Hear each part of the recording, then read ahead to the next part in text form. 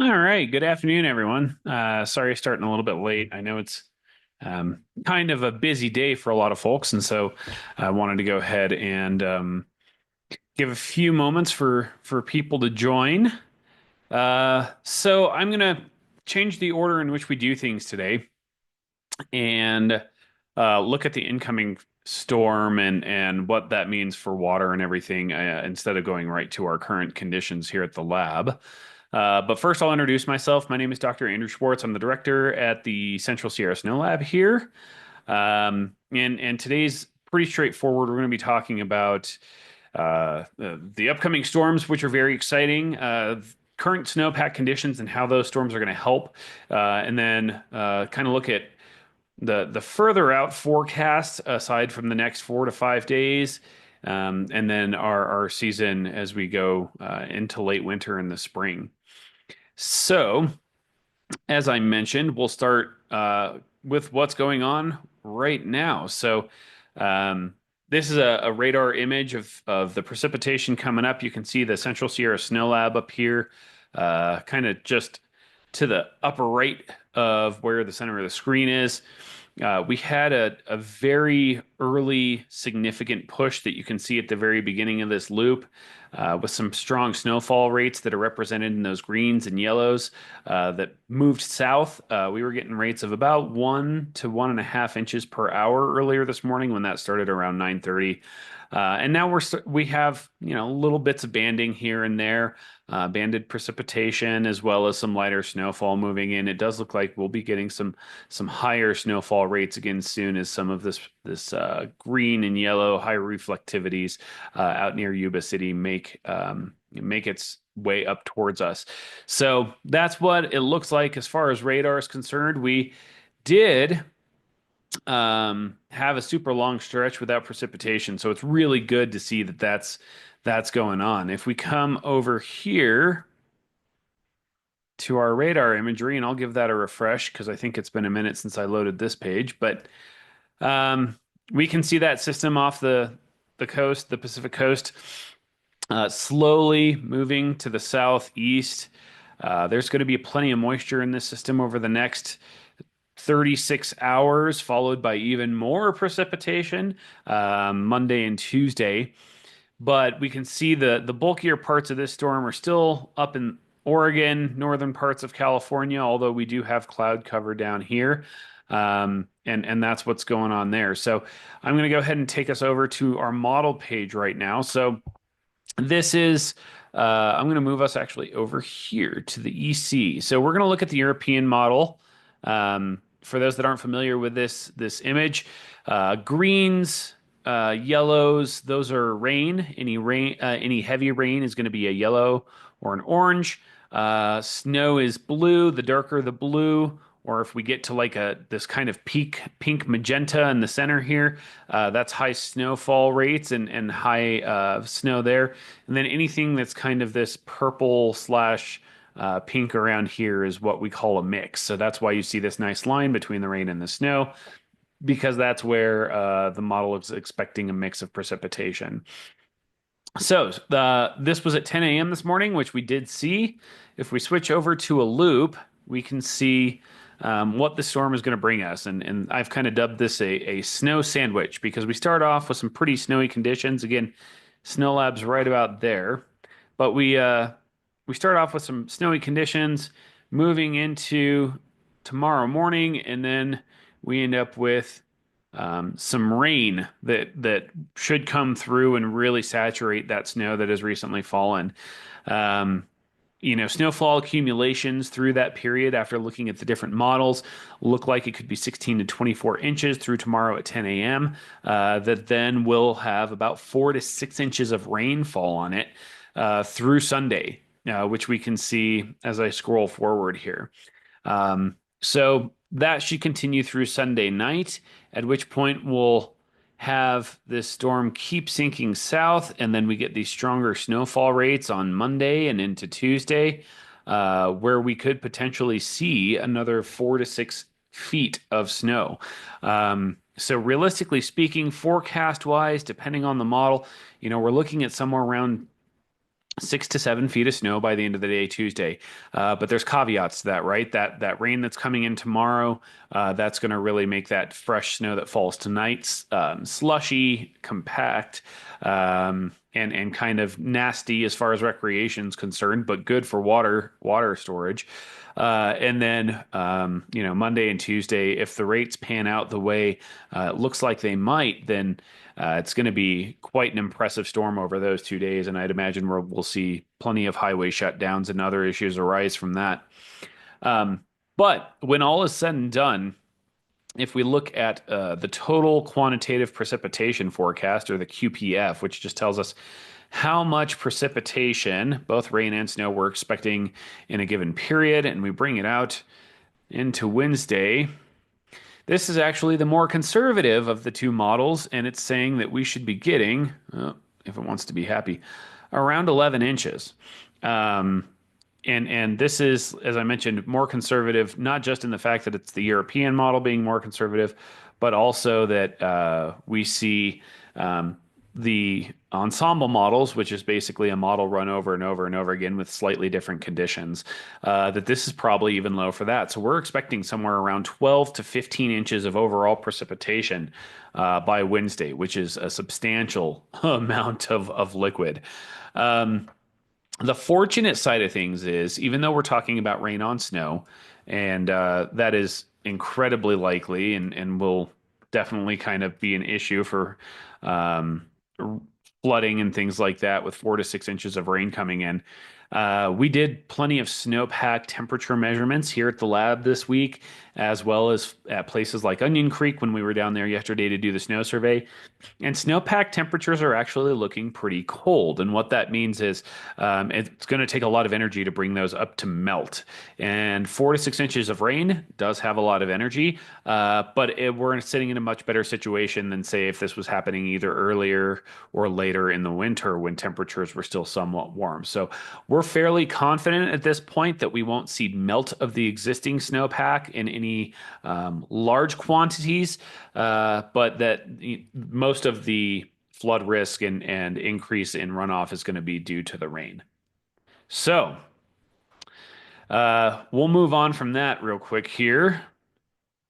Make sure that, yeah. So we'll move on from that and come on over to what our conditions have looked like at the lab. Right now, current temperature is just below freezing at about 31 degrees Fahrenheit. Winds have definitely calmed down, and if we play the video here, hoping it doesn't lag things out too much when I do this, but yeah, we've got some light flurries that you can see going on here up at the lab. Not a ton, but a little bit. Again, compared to what we were seeing this morning, snowfall rates of 1 to 1.5 inches is pretty light. But what I want to highlight on this page really is these numbers on the right. At this time, well, I shouldn't say at this time in this month because it's still January, but at the beginning of January, these numbers looked a lot different. Our percent of median peak SWE was at 44%, so 9% higher than we are at now. We were sitting pretty well there. And all three of the other numbers, the percent of median SWE to date, snowfall to date, and rain and snow, which is precipitation to date, were all well over 100%. I think, if I recall correctly, around 130 to 140%. We had an extremely dry period at the beginning of this month and through basically today, this morning, before the snow started falling. We had about 27 days consecutively without precipitation due to that high pressure system that's sitting out over the Pacific. And so we had this wonderful start to the year. As you can see, if we're looking at this plot in November, a big pulse up. December, big atmospheric river, a little bit more at the end of December there, and then just a flat line through most of January. And this is not necessarily a surprise. We've seen this type of thing happen before. But compared to 2022 when this very same thing happened. We're kind of being bailed out by this storm that I was talking about earlier. The potential is there for us to get back above average if this storm pans out the way it looks like it might. And that's some pretty good news considering in 2022, February stayed very, very dry and we kind of just tapered off below average. So that's a really good thing to see have happening. If we switch from our accumulated snowfall, which is that map, to our snow water equivalent or the amount of water stored in the snowpack, again, very similar, but with a major difference here at the in the second half of January, and that's that we see we were actually starting to lose snow water equivalent due to a string of warm days. So we had pretty consistent temperatures early on this month, pretty seasonal temperatures, I should say. And as they warmed up, we started losing snow water equivalent, which is not what you want in January. Typically we start really doing that around mid-March or the beginning of April, when we kind of hit this inflection point. But, again, not what we want. Hopefully, though, we can make up for that with this new storm. So we'll go ahead and move over to weather condition plots. I won't harp on this too much. Something I do want to point out, you'll notice in our weather type data that we have this nice, beautiful, dark band of heavy snow here. This instrument, for whatever reason, just doesn't do the best when it comes to light to moderate snowfall. So if you see this unknown precipitation and temperatures are below 0 Celsius, below 32 Fahrenheit, chances are it's just light to moderate snow. But overall, pretty straightforward. We are seeing a little bit of a tick up in our stream height right now. That's pretty common for this time of day. But this will be an interesting page to keep an eye on over the next 4 days as we look at how much precipitation we're accumulating and soil moisture response and things of that nature. All right, so that's what's happening up at the Snow Lab right now. Statewide, again, looking way different. So today's 31st of January. We are 65% of normal according to the statistics at the Department of Water Resources. If we go back to the first of this month, we were at 108% of average. So we've fallen quite a bit. Had this storm not materialized, it would have been very, very concerning. But hopefully, again, this will pan out and we won't have to worry about it too much. So 65% of average. It is the 31st, which means that the February 1st snow surveys are going on around the state.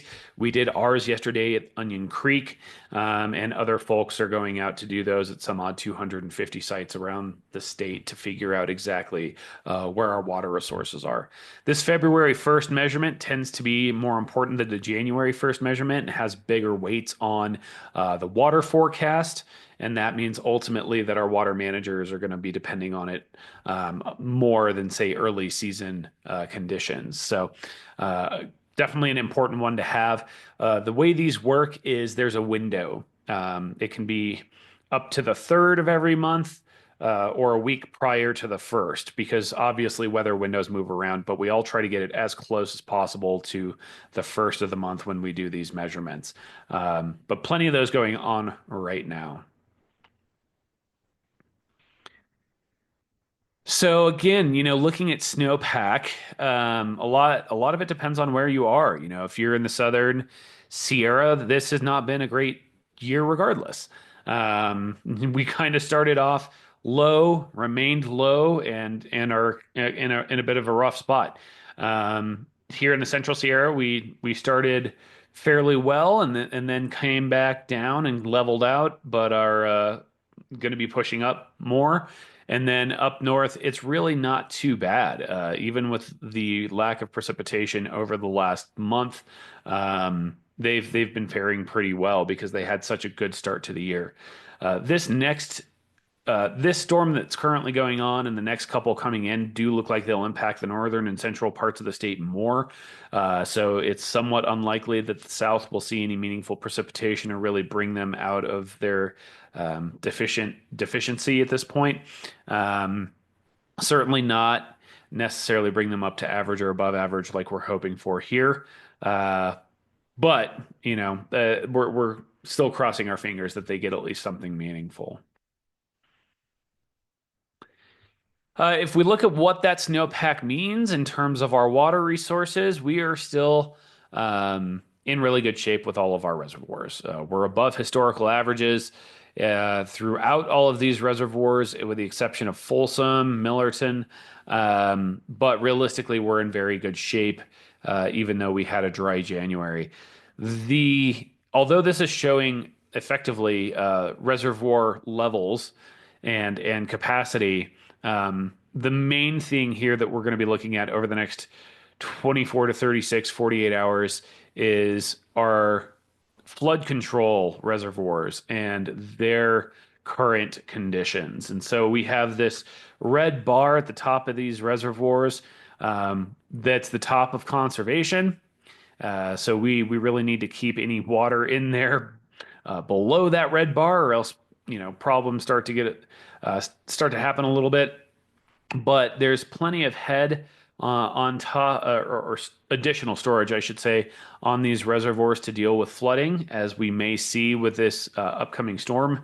Again, overall, through the next 4 to 6 days, we're looking at about 12 to 15 inches of precipitation total here at the lab. Of that, about a quarter to a third of it is supposed to be rain, where it does pose a flooding risk, but definitely at lower elevations, we're going to see a lot more rain coming in. So it's good to have this additional storage at places like Shasta, Oroville, Folsom, to catch some of that additional moisture coming in and make sure that we're not flooding things downstream. As far as the picture goes on the West Coast, or realistically the entire Western U.S., we're definitely seeing that lack of moisture in our snow-tell sites. And so before I go too much further, I'm going to describe this, but each dot represented here is what we call a snow-tell site, or a snow telemetry site, that takes various measurements of the snowpack. And there's about 1,000 of these throughout the Western U.S. and Canada.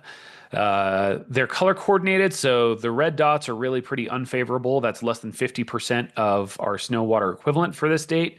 And that's again the storage of water in the snowpack, how much moisture we can get out of it by melting it. So we want those nice bright blues, greens, dark blues, and to stay away from kind of the yellow, orange, and red colors. But obviously, particularly in the central and southern Sierra Nevada, we have plenty of stations with a lack of snowpack at them. And that's a signal that we see throughout the entire Southwest, really. We see that into the bottom of Utah, in southern Colorado, northern New Mexico, throughout Arizona. It has definitely been a precipitation year where things are higher up on the coast. Fortunately, Colorado and the Rockies in general have gotten a fair number of storms that have helped them out with their storage. But it has been a dry last 3 to 4 weeks. So that's why we see so much red and amber and different colors on here. If we switch to our overall basin conditions, which kind of takes all of this information and shows us what our runoff basins look like as opposed to just individual stations. If it wants to switch, maybe there it goes. Come on. All right, we'll reload it real quick. But basin conditions are a little bit better of a indicator as far as what water conditions all over look like, as opposed to just a couple stations. I don't think it wants to let me click on it today. That's okay. So, but yeah, with this new storm coming in, there it goes. Perfect. So basin conditions, again, throughout the West, not looking great. We want those greens, blues a lot. We have a lot right now where we're looking at below average conditions with our yellows, oranges, and reds. Yellows aren't terribly bad. They're still somewhat close to average. Of course, we want things to be at average, but overall looking fairly good, and like we could really use the moisture from this incoming storm to build up the southern parts of the country. Um, we'll see how things look, I guess, in another 2 weeks, but not terrible, not the end of the world. So if I can move, there we go. We'll move forward. So that's current conditions now. I've talked about the upcoming forecast with our storm coming here in the next few days into Tuesday. We do have another shot at precipitation a week from today and Thursday into Friday next week. That looks like it could be a relatively significant storm. Doesn't look like it'll be as big as the upcoming one this weekend and into Tuesday, but it does look somewhat good. However, when we click on um, the precipitable precipitation rate anomaly forecasts. So this is just effectively a way of looking at whether or not we're expecting more or less precipitation over the upcoming months. And we click here, models again to the southwest. Still looking like we're going to be fairly dry compared to climatological conditions. Up north in Oregon, Washington, northern Idaho, looks like we could be pretty wet February, March, and April, which is what this is saying. So if you look on the top right, you'll see 2025 FMA. That's February, March, and April forecast. So 3 months. So here at the Central Sierra, again, looking kind of more or less average. Down south, looking like we'll have a lack of precipitation, so not ideal over the next 3 months for southern areas. Uh, as far as taking that same information and saying, okay, what's the probability that we're going to be dry or wet, as opposed to just looking at whether we would be or what the deficiencies or surplus would be. We can use these where brown, the darker the brown or the darker the green is the higher the probability of either being dry in brown's case or wet in green's case. And again, down south, pretty decent likelihood will be below average in terms of our precipitation. Up north, um, Pacific Northwest and into Montana, things are still looking pretty good for additional moisture. Here in the middle, Northern California, Central California through Northern Nevada, and we're still looking pretty average. So that's what things are looking like when we're looking at kind of the longer range climate models as far as our upcoming season. Finally, um, a slightly different way of looking at that information, but I always find it useful to look at these maps because they make it a little bit nicer visually. So if we go and look at our seasonal temperature outlook and our precipitation outlook for February through April, this was issued 2 weeks ago, so another one will be coming out soon. But this is what we were looking at 2 weeks ago. We'll see how this updates with the or the upcoming release, but um, still above average temperatures across the southwestern U.S. They kind of stop short of California, but in general, Arizona, southern Utah, southern New Mexico, all looking quite warm. The precipitation outlook for this looking like we're going to be dry in Southern California, kind of the same thing as what we've been looking at in the other predictions. So, as far as looking into the future, it kind of seems like it's going to be effectively more of the same. Um, More wet and kind of colder conditions up to the north, and then drier and warmer conditions down to the south.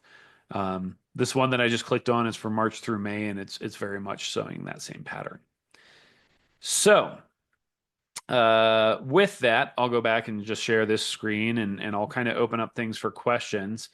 It's going to be a very interesting next 4 days, particularly tomorrow and Sunday. We are currently here at the lab preparing for potential flooding. Last time we had a storm like this, we ended up with about 12 inches of running water in the snow lab garage basement and about 4 inches of water here in the building basement itself. So, hoping that rain doesn't do anything too crazy in the ways of flooding, but we're definitely preparing for it.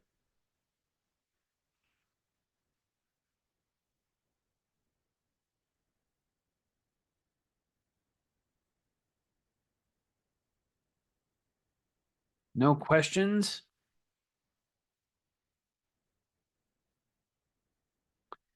Okay, easy enough. Well, in that case, um, thank you folks very much for joining. I really appreciate it. Like these are always fun to do, and this one especially because of the storm that's coming in. Oh, I have maybe a question in the chat. Um, but yeah, if you have any questions or anything, make sure to hit us up on our socials. Check out our webpage. We're constantly improving and updating that, and look forward to doing this again in about a month. So thanks everyone, and have a great rest of your day. Great. Thanks, Andrew.